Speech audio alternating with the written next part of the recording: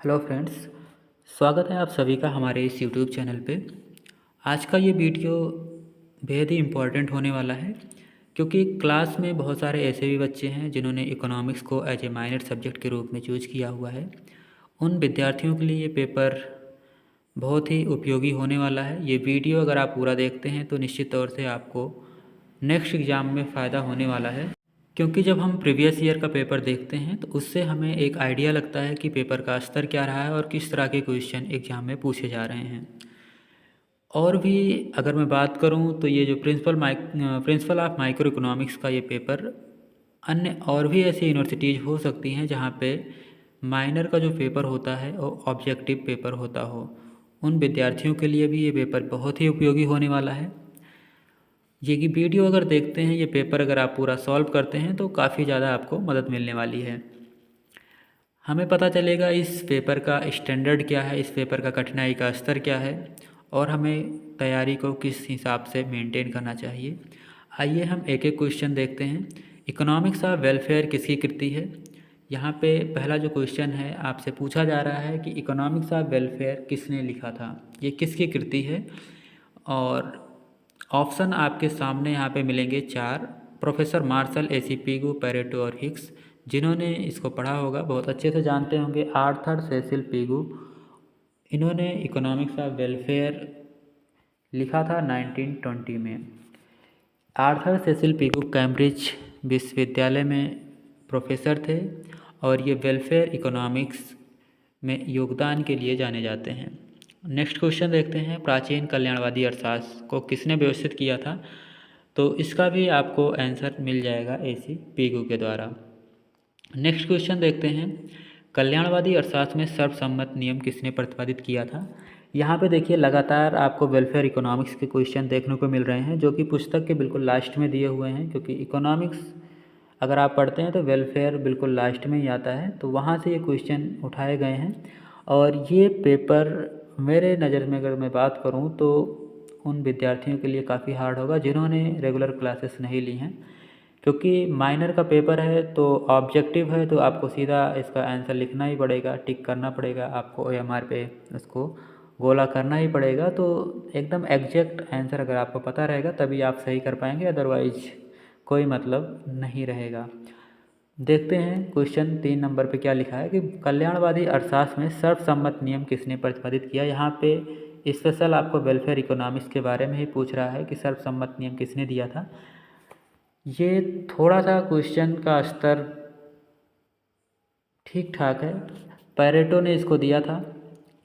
अगर आप देखें तो प्रवक्ता स्तर का ये पेपर है, अगर आपने नहीं पढ़ा है तो नहीं कर पाएंगे, इसमें कोई संदेह नहीं है। नेक्स्ट क्वेश्चन देखते हैं, पेरेटो का मानदंड सामाजिक कल्याण में वृद्धि का अध्ययन निम्न में से कौन सी दशाओं में करता है? ये जो चौथा नंबर क्वेश्चन है इसको आपको बताना है। ये क्वेश्चन आपके लिए छोड़ा जा रहा है, आपको कमेंट बॉक्स में बताना अगर इसका आंसर आपको मिलता है।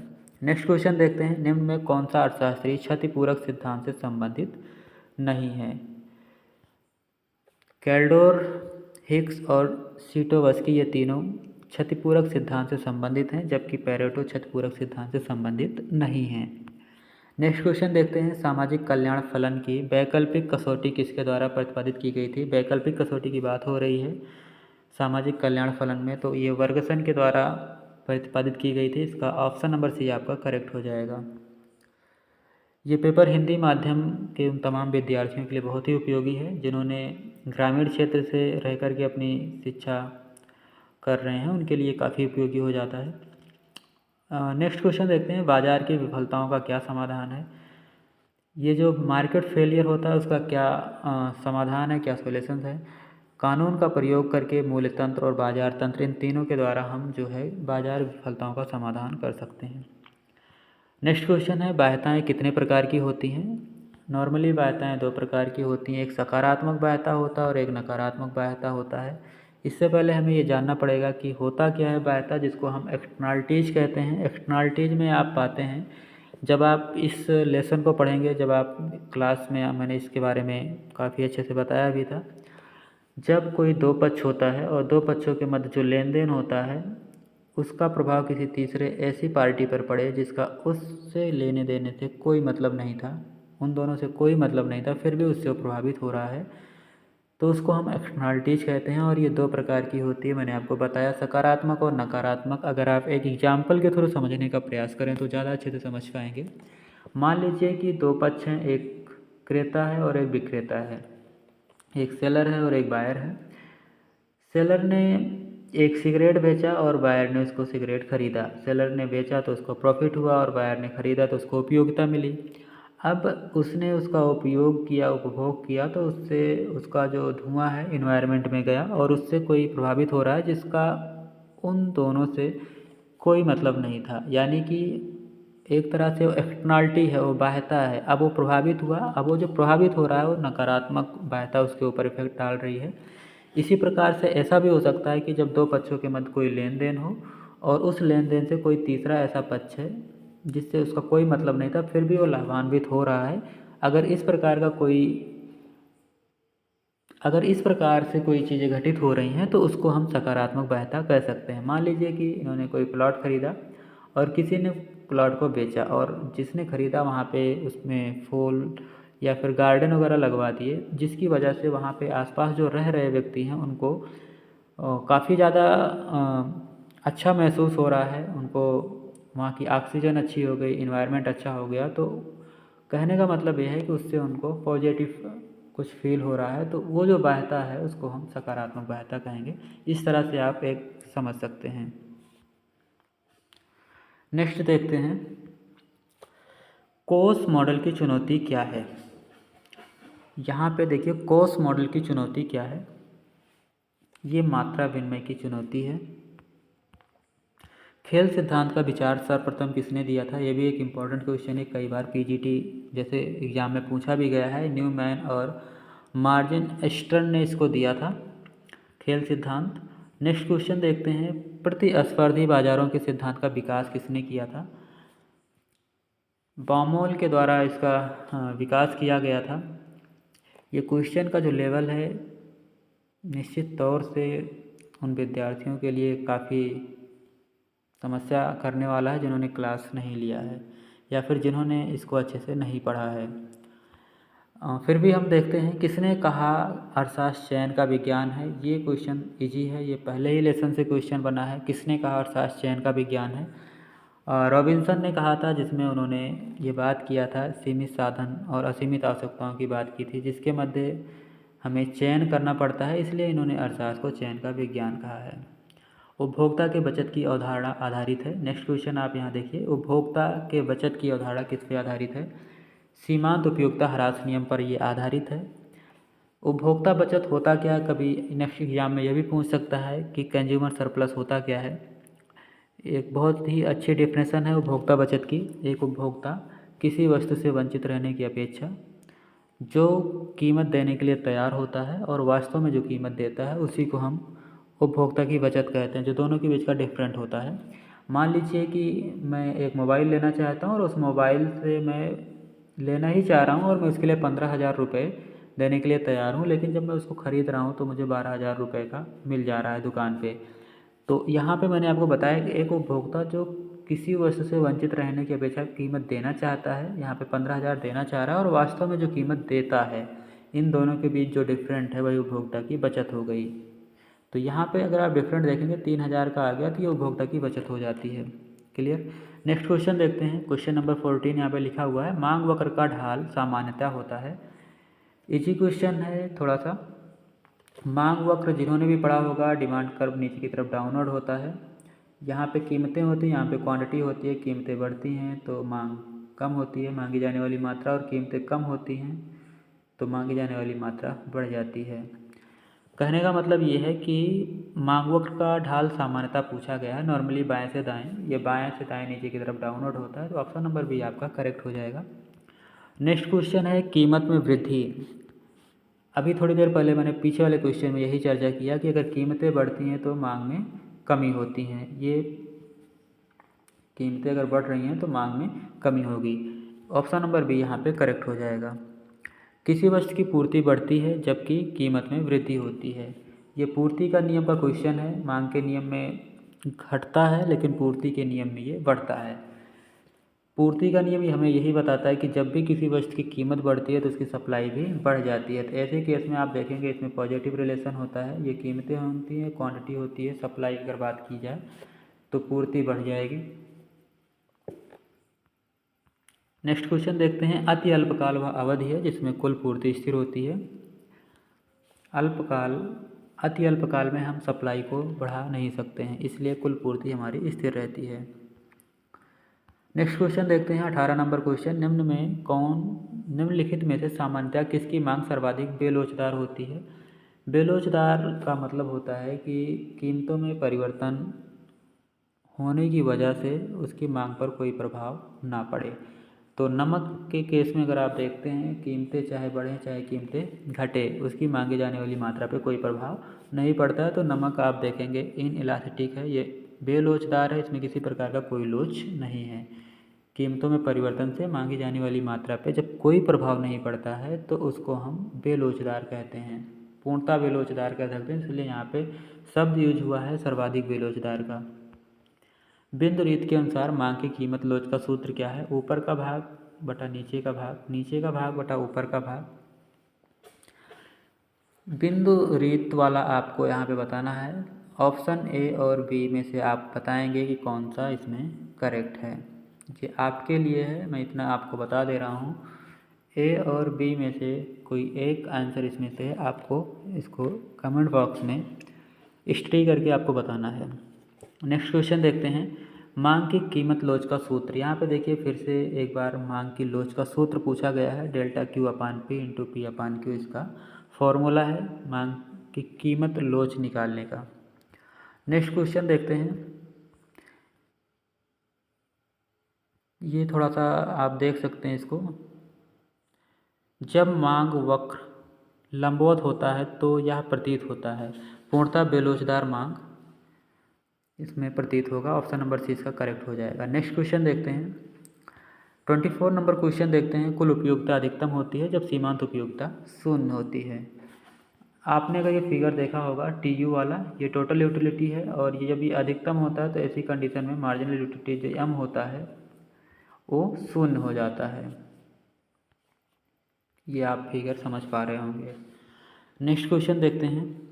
आयताकार अर्ध पर वलय वक्र पर मांग की लोच कैसी होती है? ये बिल्कुल एक होती है, इस आकार का हो जाता है तो इकाई के बराबर होती है। ऑप्शन नंबर सी इसका करेक्ट हो जाएगा। 26 नंबर क्वेश्चन देखते हैं। मार्शल के अनुसार उपभोक्ता संतुलन में कब होता है? जब marginal utility of X upon marginal utility of Y equal होती है price of X upon price of Y के। ऑप्शन नंबर बी इसमें करेक्ट हो जाएगा। नेक्स्ट क्वेश्चन देखते हैं। निम्नलिखित में कौन सा एक सही है? कीमत प्रभाव क्या होता है? कीमत प्रभाव आय प्रभाव और प्रतिस्थापन प्रभाव का योग होता है। ऑप्शन नंबर बी यहाँ पे करेक्ट हो जाएगा। 28 नंबर क्वेश्चन देखते हैं। गिफिन वस्तु के संदर्भ में क्या सही है? गिफिन वस्तु क्या होती है? गिफिन वस्तु एक प्रकार की हीन वस्तु ही होती है, निम्न वस्तु होती है, लेकिन हर एक निम्न वस्तु गिफिन वस्तु नहीं होती है। यहाँ पे आपको बताना है कि क्या सही है। प्रबल प्रतिस्थापन प्रभाव ऑप्शन दिया हुआ है, प्रबल ऋणात्मक आय प्रभाव, प्रबल धनात्मक आय प्रभाव। ऑप्शन नंबर बी यहाँ पे प्रबल ऋणात्मक आय प्रभाव इसमें होता है। 29 नंबर क्वेश्चन देखते हैं। पूर्ण पूरक वस्तु के संबंध में जो उदासीनता वक्र होता है वो एल आकार का होता है, बिल्कुल करेक्ट है। Option number C. इसमें इस प्रकार के आपको उदासीनता वक्र मिलेंगे एल आकार के, अगर आपकी जो वस्तु है वो पूर्ण रूप से स्थानापन्न है, पूर्ण रूप से पूरक है। नेक्स्ट क्वेश्चन देखते हैं। 30 नंबर क्वेश्चन। मांग की आड़ीलोच का विस्तार का प्रतिपादन किसने किया था? आड़ीलोच का जो मूर ने इसका विचार का प्रतिपादन किया था। जब तक सीमांत उत्पादन बढ़ता है तब तक कुल उत्पादन क्या होता है? यहाँ पे मैं एक फिगर देखिए छोटा सा बना हुआ है। जब तक सीमांत उत्पादन बढ़ता है, जब तक एमपी बढ़ता है, जब तक एमपी बढ़ता है, एमपी का मतलब होता है मार्जिनल प्रोडक्शन। ये जब तक देखिए यहाँ पे बढ़ रहा है, ऐसे में टीपी आपका जो टोटल प्रोडक्शन है वो बढ़ती दर से बढ़ता है, और जब एमपी शून्य हो जाता है तो टीपी आपका गिरने लगता है। क्लास में इसके बारे में मैंने अच्छे से डिस्कस किया था और बहुत सारे बच्चों को इसका कॉन्सेप्ट भी अच्छे से क्लियर है। बी यहाँ पे आपका करेक्ट हो जाता है 31 में। 32 देखते हैं। एक साधन परिवर्तनशील तथा अन्य साधन स्थिर हैं तो ऐसे उत्पादन फलन को क्या कहा जाता है? अल्पकालीन उत्पादन फलन आपने पढ़ा होगा, परिवर्तनशील अनुपातों का नियम में आपने देखा होगा, एक साधन आपका परिवर्तनशील होता है और अन्य साधन को जब हम स्थिर रखते हैं, ऑप्शन नंबर ए इसमें करेक्ट हो जाता है। नेक्स्ट क्वेश्चन देखते हैं, किस अवस्था में उत्पादन कार्य लाभप्रद होता है। अभी आप देख रहे थे टोटल प्रोडक्शन जब घट रहा है, उससे पहले जब हम प्रोडक्शन करते हैं, उत्पादन करते हैं, ये द्वितीय अवस्था होती है, स्टेज 2 में ही उत्पादन कार्य लाभप्रद होता है। बढ़ते प्रतिफल की अवस्था में मोड़ बिंदु तक टीपी वाई अक्ष के प्रति होता है, ये नतोदर होता है। टोटल प्रोडक्शन के बारे में यहाँ बात हो रही है, ये इस पॉइंट के तरफ पूछ रहा है क्या होता है, तो ये कॉनकेव है, यहाँ पे नतोदर आपका हो जाएगा। नेक्स्ट क्वेश्चन देखते हैं, तकनीकी प्रतिस्थापन की सीमांत दर का सूत्र क्या है। Marginal rate of technical substitutions के बारे में यहाँ बात हो रही है, तो MPL/MP के MRTS का सूत्र क्या है। ऑप्शन नंबर यहाँ पे सी आपको मिल रहा है ना, ΔY/ΔX से ही आपका करेक्ट हो जाएगा। 36 देखते हैं, साधन कीमत रेखा का ढाल क्या होता है। कीमत रेखा का ढाल आपको बताना है PX/PY, ऑप्शन नंबर डी यहाँ पे करेक्ट हो जाएगा। 37 नंबर क्वेश्चन देखते हैं, पैमाने के प्रतिफल का विचार दीर्घकाल से संबंधित है, ऑप्शन नंबर ए यहाँ पे करेक्ट हो जाएगा। नेक्स्ट क्वेश्चन देखते हैं, आंतरिक एवं बाह्य वस्तुओं के कारण पैमाने का कौन सा प्रतिफल उत्पन्न होता है।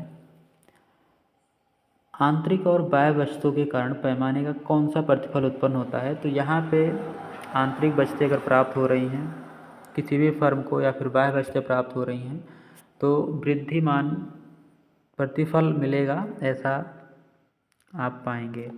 नेक्स्ट क्वेश्चन देखिए 39, समय के आधार पर बाजार का कौन सा वर्गीकरण नहीं है। अल्पकालीन बाजार है, दीर्घकालीन बाजार है और अति दीर्घकालीन है, लेकिन वस्तु बाजार समय के आधार पर जब आप बाजार का वर्गीकरण पढ़ेंगे तो उसमें आपको वस्तु के आधार पर आपको बाजार नहीं मिलेंगे, समय के आधार पर 3 प्रकार के आपको मिलेंगे, अल्पकालीन, दीर्घकालीन और अति दीर्घकालीन मिलेंगे। 40 नंबर क्वेश्चन देखिए, पूर्ण प्रतियोगिता की कौन सी विशेषता नहीं है। आपको बताना है कि परफेक्ट कंपटीशन की कौन सी कैरेक्टरिस्टिक इसमें नहीं है। पूर्ण प्रतियोगिता की जो पहली विशेषता देखिए यहाँ पे समरूप वस्तुएं तो विशेषता ही है, इसमें ये आपका हो गया, लेकिन यहाँ पे नहीं पूछ रहा है। फर्म का स्वतंत्र प्रवेश और निकास भी है, उत्पत्ति के साधनों में पूर्ण गतिशीलता, ये तीनों आपकी पूर्ण प्रतियोगिता की विशेषता है। लेकिन आपसे पूछ रहा है कि नहीं क्या है, क्रेता और विक्रेताओं की सीमित संख्या, ये नहीं है, क्योंकि इसमें number of sellers and buyer बहुत सारे होते हैं, तो ऑप्शन नंबर डी इसमें आपका करेक्ट हो जाएगा। 41 नंबर देखते हैं, पूर्ण प्रतियोगिता में होता क्या है। पूर्ण प्रतियोगिता में एवरेज रेवेन्यू और मार्जिनल रेवेन्यू बराबर होते हैं, ऑप्शन नंबर ए यहाँ पे करेक्ट हो गया। नेक्स्ट क्वेश्चन देखते हैं, किस बाजार में फर्म कीमत प्राप्त करता होती है। कौन से बाजार में फर्म प्राइस टेकर होती हैं। पूर्ण प्रतियोगी बाजार में फर्में प्राइस टेकर होती हैं, यहाँ पे प्राइस मेकर नहीं होती, क्योंकि number of sellers and buyer बहुत सारे ज़्यादा होते हैं, जिसकी वजह से कोई कीमतों को प्रभावित नहीं कर पाता है। 43 नंबर देखिए, यहाँ पे विज्ञापन व्यय किस बाजार का हिस्सा है, यानी कि ऐसा कौन सा मार्केट है जिसमें विज्ञापन एक आम बात होती है, बिना विज्ञापन के आपके सामान की डिमांड नहीं हो पाएगी। नॉर्मली ये मोनोपोलिस्टिक कंपटीशन है, जिसको हम एकाधिकृत प्रतियोगिता कहते हैं। इसमें फर्में विभेदित वस्तुओं का उत्पादन करती हैं और वह प्रचार के माध्यम से अपने वस्तुओं को अलग दिखाने का प्रयास करती हैं, इसलिए इस बाज़ार में विज्ञापन व्यय पाया जाता है। मांग वक्र होता है, यहाँ पे आपको बताना है कि मांग वक्र कौन सा है। AR वक्र को हम डिमांड कर्व भी कहते हैं, जब आप पढ़ेंगे तो उसमें ये पाएंगे। 45 अगर आप देखें, समूह संतुलन का विचार किसके द्वारा प्रस्तुत किया गया था। पूर्ण प्रतियोगिता में जहाँ पे आप उद्योग की बात करते थे, वहीं पे जब आप समूह संतुलन की बात करेंगे, जब आप मोनोपोलिस्टिक पढ़ेंगे, तो वहाँ पे चैम्बरलिन ने समूह संतुलन की बात की, यानी कि जो उद्योग थे उनको समूह कहा था। ऑप्शन नंबर सी करेक्ट हो जाएगा। 46 नंबर क्वेश्चन देखिए, ये दोनों बाज़ारों में मांग की लोच एक जैसी हो तो क्या कीमत विभेद संभव है। ऐसा बिल्कुल नहीं है, संभव ही नहीं होगा। अगर दोनों बाज़ारों में मांग की लोच एक है तो कीमत विभेद के लिए ज़रूरी है कि मांग की लोच अलग अलग होनी चाहिए, साथ में ये भी होना चाहिए कि बाज़ार अलग अलग हों। ओके, नेक्स्ट क्वेश्चन देखते हैं। एकाधिकृत प्रतियोगिता की विशेषता क्या है, आपको यहाँ पे करेक्टरिस्टिक्स बताना है मोनोपोलिस्टिक कंपटीशन की। थोड़ी देर पहले मैंने बताया था कि मोनोपोलिस्टिक कंपटीशन में एडवर्टाइजमेंट होता है और जिसमें वस्तुएं विभेदीकृत होती हैं। उस एडवर्टाइजमेंट के माध्यम से हमें बताया जाता है कि इस वजह से ये वस्तुएं रंग रूप और स्वाद में गुण में अंतर है, वो प्रचार के माध्यम से बताया जाता है। तो पहला तो है ही है, विक्रय लागतें पाई जाती हैं, प्रचार मैंने बताया, और गैर कीमत प्रतियोगिता होती है। कीमत प्रतियोगिता नहीं होती, इसमें एडवर्टाइजमेंट के माध्यम से प्रतियोगिता होती है। तो option number A B C तीनों सही है। नेक्स्ट क्वेश्चन देखते हैं। चैम्बरलिन के अनुसार एकाधिकृत प्रतियोगिता का मूल आधार क्या है? अच्छा क्वेश्चन है। चैम्बरलिन के अनुसार एकाधिकृत प्रतियोगिता का मूल आधार क्या है? उत्पाद विभेद, ये इम्पॉर्टेंट है। ये उनका चैम्बरलिन के अनुसार ये इसका मूल आधार है। अल्पाधिकार में विक्रेताओं की संख्या होती है बहुत अधिक, एक दो कुछ होती है। अलग अलग जगह पे आपको अलग अलग मिलेगा, कोई कहता है 10 से 20 होता है, कोई कहता है 10 से कम होता है। अल्पाधिकार आप ये समझने का प्रयास करें कि अल्पाधिकार जो होता है उसमें विक्रेताओं की संख्या बहुत ही कम होती है। जैसे हम उदाहरण के थ्रू अगर समझने का प्रयास करें, जैसे किसी भी आप प्रोडक्ट को देख लीजिए, जैसे पंखे बनाने वाली कंपनी है, तो पंखा अगर कोई कंपनी बना रही है तो ज़्यादा से ज़्यादा 10 से 15 कंपनियां होंगी जो फ़ैन बना रही हैं, तो उसको हम एक अल्पाधिकार की श्रेणी में रख सकते हैं। नेक्स्ट क्वेश्चन है 50 नंबर। द्वैधिकार एक विशेष दशा है, ये अल्पाधिकार की एक विशेष दशा है क्योंकि बहुत कम लोग होते हैं, ओलिगोपोली मार्केट है एक तरह से। नेक्स्ट क्वेश्चन है, कुछ के बीच प्रतियोगिता पुस्तक के लेखक हैं। एमंग द फ्यू कंपटीशन, ये विलियम फेलेनर का है। नेक्स्ट क्वेश्चन देखते हैं, प्रकट अधिमान सिद्धांत किससे संबंधित है? जब आप सैमुअल्सन का पढ़ेंगे तो वहाँ पे आपको मिलेगा। ये सबल क्रमबद्धता पाई जाती है। P A Samuelson, Paul M Samuelson का ये मॉडल है। उपभोक्ता व्यवहार का विश्लेषण किया है, उपयुक्त सभी इसमें आपका करेक्ट हो जाएगा। पूर्ण तृप्ति के बिंदु पर सीमांत उपयोगिता होती है। जब पूर्ण तृप्ति का जो बिंदु होता है उस पर आपको बताना है कि सीमांत उपयोगिता कैसी होती है, तो शून्य होती है। मार्जिनल यूटिलिटी पे शून्य होता है। नेक्स्ट क्वेश्चन देखते हैं 54 नंबर क्वेश्चन। उत्पादन की प्राविधिक सीमाएं क्या व्यक्त करती हैं? बहुत ही अच्छा क्वेश्चन है। रिज लाइन अगर आपने पढ़ा होगा तो ये आप बिल्कुल अच्छे से समझ सकते हैं कि रिज लाइन एक ऐसा क्षेत्र होता है जिसके अंदर ही हम सब्स्टिट्यूट कर सकते हैं अपने साधनों को। तो उत्पादन की प्राविधिक सीमाएं यही जो है आपको व्यक्त करती हैं। Option number C, ridge line. Next देखते हैं, औसत स्थिर लागत वक्र का आकार कैसा होता है? एएफसी जो होता है, एवरेज फिक्स कॉस्ट का जो आकार होता है वो आयताकार अतिपरवलय होता है। ऑप्शन नंबर डी यहाँ पे करेक्ट हो जाएगा। नेक्स्ट देखते हैं, एकाधिकारी शक्ति का मापन किया जा सकता है, किसके द्वारा किया जा सकता है इसको आप बताएंगे। स्लटस्की के प्रतिस्थापन प्रभाव में उपभोक्ता, ये भी आप बता सकते हैं, समान उदासीनता वक्र पर ही बना रहता है। ऑप्शन नंबर ए करेक्ट हो गया। 75 क्वेश्चन है तो मैं थोड़ा जल्दी कर रहा हूँ, आप लोग क्वेश्चन देखते चलिए। एकाधिकारी की कौन सी विशेषता नहीं है आपको बताना है। एकाधिकारी एक विक्रेता होता है, विशेषता है उत्पत्ति के साधनों की पूर्ण गतिशीलता, ऐसा बिल्कुल नहीं है। मांग को ऋणात्मक ढाल होता है, शून्य विज्ञापन, यानी कि ये तीनों हैं। ऑप्शन नंबर बी इसमें नहीं है। एकाधिकार के अंतर्गत फर्म के मांग वक्र का स्वरूप कैसा होता है? पूर्णतः बेलोचदार होता है। ऑप्शन नंबर बी यहाँ पे करेक्ट हो जाएगा। मैंने टिक कर रखा है, आप उसको देखते चलना। उपभोक्ता की दृष्टि से कौन सा बाजार सर्वाधिक उपयुक्त है? एक उपभोक्ता के लिए परफेक्ट कंपटीशन ही सबसे अच्छा मार्केट होता है, क्योंकि इसमें उपभोक्ता राजा होता है एक तरह से कहे तो, और दूसरे में अगर देखा जाए तो जो सेलर्स होता है वो राजा होता है। नेक्स्ट क्वेश्चन देखते हैं, श्रीमती जॉन रॉबिन्सन के अनुसार ए आर बराबर एम आर, आपको बताना है रॉबिन्सन का कौन सा सूत्र है। क्या एकाधिकारी कीमत तथा पूर्ति की मात्रा दोनों को एक साथ निश्चित कर सकता है? बिल्कुल नहीं। एकाधिकारी या तो कीमत ही निश्चित करेगा तो उत्पादन ही निश्चित करेगा। नेक्स्ट देखो 63, लाभ प्राप्त करने के लिए एकाधिकारी प्रायः वस्तु क्या करते हैं? जो मोनोपोली होता है वो पूर्ति पर नियंत्रण करता है। ऑप्शन नंबर ए यहाँ पे करेक्ट हो जाएगा। कीमत विभेद के अंतर्गत एक एकाधिकारी फर्म के संतुलन की क्या शर्त होगी? कीमत विभेद में एक जो एकाधिकारी होती है उसके संतुलन की शर्त आपको यहाँ पे बताना है। 65 राशिपातन कीमत विभेद की एक विशिष्ट दशा होती है। इम्पॉर्टेंट क्वेश्चन है जिसमें यहाँ पे डंपिंग की बात की गई है। डंपिंग होता क्या है? ये कीमत विभेद की एक विशेष दशा होती है। इसमें भी अलग अलग कीमतें अलग अलग उपभोक्ता से चार्ज की जाती है, जो कि एक अंतर्राष्ट्रीय स्तर पर किया जाता है। दोनों बाज़ार अपने देश में स्थित होते हैं? बिल्कुल नहीं। राशिपातन के लिए ज़रूरी है कि दो बाज़ार हों जो अलग दूसरे देश में हों। दोनों बाज़ार दूसरे देश में स्थित होते हैं। एक बाज़ार अपने देश में तथा दूसरा दूसरे देश में स्थित होता है। एक बाज़ार दो अलग अलग भाग होते हैं। ऑप्शन नंबर सी इसका निकटतम उत्तर प्रतीत हो रहा है, तो ऑप्शन नंबर सी ही करेक्ट होगा। किसी साधन की मांग कहलाती है? ये कोई भी साधन जो होता है उसकी मांग व्युत्पन्न मांग कहलाती है। सीमांत उत्पादकता का मूल्य होता है, आपको बताना है। मार्जिनल प्रोडक्टिविटी की वैल्यू क्या है उसको आपको बताना है। नेक्स्ट क्वेश्चन देखिए, किस बाजार में साधन का शोषण नहीं होता है? पूर्ण प्रतियोगिता में साधन का शोषण नहीं होता है। रिकार्डो के अनुसार किस श्रेणी के भूमि को लगान नहीं मिलता? जो सीमांत भूमि होती है उसको लगान नहीं मिलता। लगान सीमांत और अधिसीमांत भूमि का अंतर है, ऐसा रिकार्डो का मानना है। आप हिस्ट्री ऑफ इकोनॉमिक्स थॉट में ये देखने को मिलेगा। यदि साधन पूर्णतः अवशिष्ट है तो उसका लगान शून्य होता है।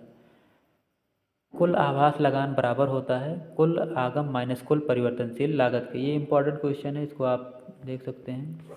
ऑप्शन नंबर ए यहाँ पे करेक्ट होगा।